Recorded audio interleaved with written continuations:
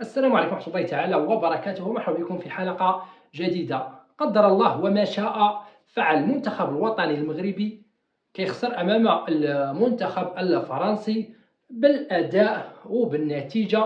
نقدر نقول لك بأن مباراة تعيسة، مباراة كئيبة. المنتخب الوطني المغربي ما جاش. أكثر صورة كتلخص هذه المباراة فراه هي اللي كتشوف دابا ديدي ديشامب الدقيقة 44، النتيجة 0-0 وحاط رجل على رجل. شنو كيعني هذا الشيء؟ كيعني بأنه واثق من اللاعبين ديالهم، واثق من الخطط اللي وضع، واثق بأنه غيرجع، واثق بأنه غيماركي. علاش؟ لأن المنتخب الوطني المغربي ما جاش لهذه المقابلة. كنا ضعاف ذهنيا، كنا ضعاف بدنيا، بطبيعة الحال كنا ضعاف تكتيكيا. ملي شفنا بداية ديال المقابلة تقريبا نقدر نقول لك واحد الخمسة ستة حتى سبعة ديال الدقائق المنتخب اعتمد على بلوك ميديوم.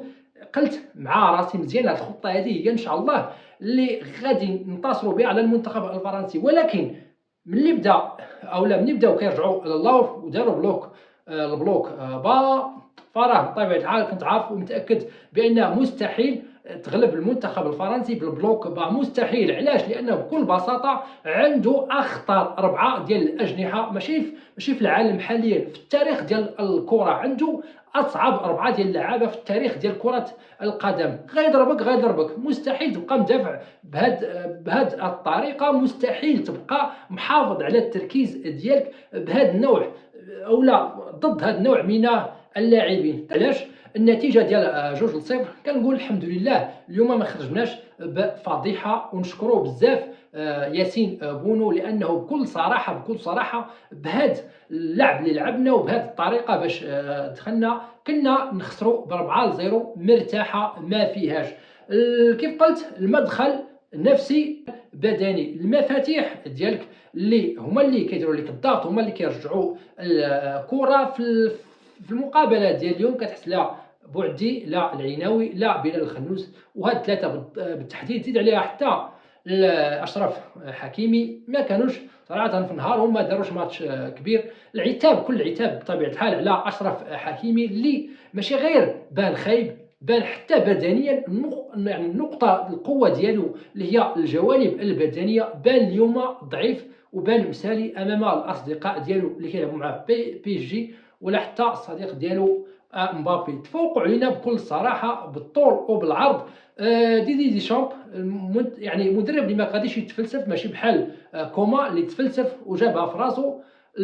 ديدي ديشامب يعني مدرب مختلف تماما بالتجربه اللي عنده، بالعناصر اللي عنده، عارف غيضربك. داكشي علاش النتيجه كتبان ليا نتيجه مزيانه، عطفا على داكشي اللي شفنا. 2-0 راه ماشي نتيجه خايبه، عطفا على داكشي اللي شفنا. واش كان ممكن يداروا حوايج اخرين بالبدلاء؟ وما بغيتش نفتح الباب ديال البدلاء لان شفنا بعض اللاعبين ما عرفتش غادي تقول. ما بغيتش عاوتاني نفتح من دابا الانتقادات لمحمد وهبي، لانه كان ممكن يجيب لاعبين وبطبيعه الحال ما جابهمش. قال لك الجاهزيه البدنيه، وشفنا الجاهزيه البدنيه ملي اللاعب احتاجيناه، ملي احتاجينا بعض اللاعبين بطبيعه الحال شفنا الجاهزيه البدنيه ديالهم. فكنظن بانه درس للاعبين، درس لمحمد وهبي، ودرس لينا باش نحطوا رجلينا في الارض.